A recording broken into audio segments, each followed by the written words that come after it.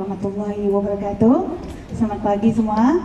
Okey, nama saya Farwati Sabli. Saya berasal dari Kampung Taun Musi, Kota Belud, dan saya sudah berumah tangga, ada 3 orang anak. Sekarang saya adalah seorang penulis penuh masa, memberi ceramah dan juga saya ada syarikat penerbitan Smart Work Solution Publishing and Training. So perjalanan menjadi penulis itu bukanlah mudah. Saya tahun ini sudah tahun ke-7 saya bergelar penulis. Ia bermula sebenarnya pada tahun 2014, di mana saya sebenarnya dari segi akademik saya adalah seorang pelajar sains. Saya belajar diploma in science, degree in biologi pemeliharaan dan master dalam biodiversity. So kenapa saya cerita adalah kerana ini adalah perjalanan seorang pelajar sains jadi penulis, dan bermacam-macam ujian sebenarnya yang saya tempuh untuk menjadi penulis. Saya kira ramai penulis di sini menghadapi ujian yang sama, di mana bila pada tahun 2014 saya cuba menulis buku dan siap manuskrip itu, dan beberapa kali ditolak.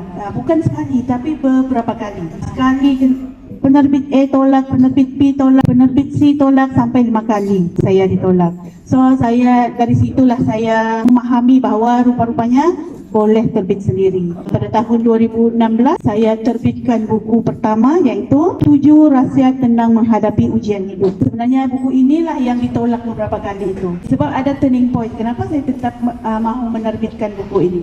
Kerana apa? Kerana ini sebenarnya inspirasi daripada ibu saya sendiri. Pernah satu hari, bila saya diuji bermacam-macam dari segi pekerjaan, perniagaan kan. Jadi saya dan ketika itu ibu saya sakit. Ibu saya sakit skizofrenia dan bipolar. Tanya, "Mak, kalau saya mau bagi hadiah, apa hadiah yang paling Mamak suka?" So dia kata, "Bagi Mamak ketenangan." Ketenangan. Macam mana kita mahu bagi ketenangan pada orang lain? Di situlah saya berfikir bahawa rupa-rupanya saya ada satu pengalaman yang orang lain tidak ada.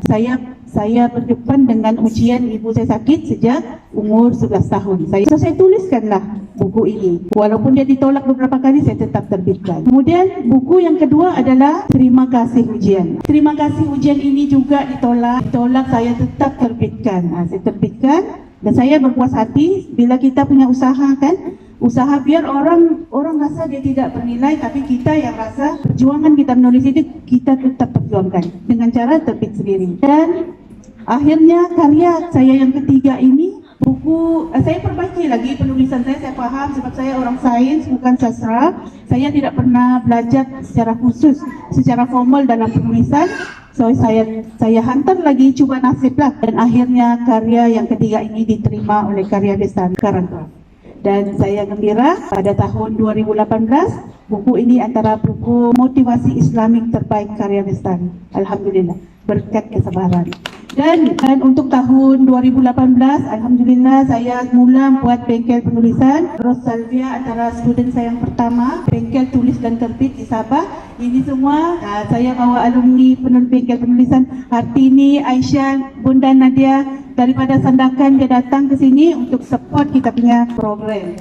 Alhamdulillah pada tahun 7 ini juga kami dapat menerbitkan sebanyak 24 buah buku. Kenapa saya buat Smart Work Solution? Sebab saya pernah merasai pengalaman ditolak. Perit rasanya. Penulis kan, kita bersengkang mata, tidak tidur, siap. Bila siap, ditolak pula.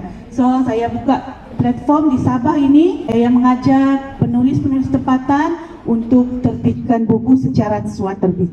So itulah perjuangan saya dalam penulisan. Saya harap pihak library sentiasa buat program macam ni untuk kami para penulis, menyerahkan lagi kami punya karya. Kalau diminta untuk buat pameran macam ni di Center Point di One Borneo, insyaAllah kami datang untuk support. Sebab di Sabah ini kita sejak baik, kan? Kita sejak, insyaAllah semakin lama semakin bertambahlah karya tempatan Sabah. Kami akan support sentiasa, insyaAllah.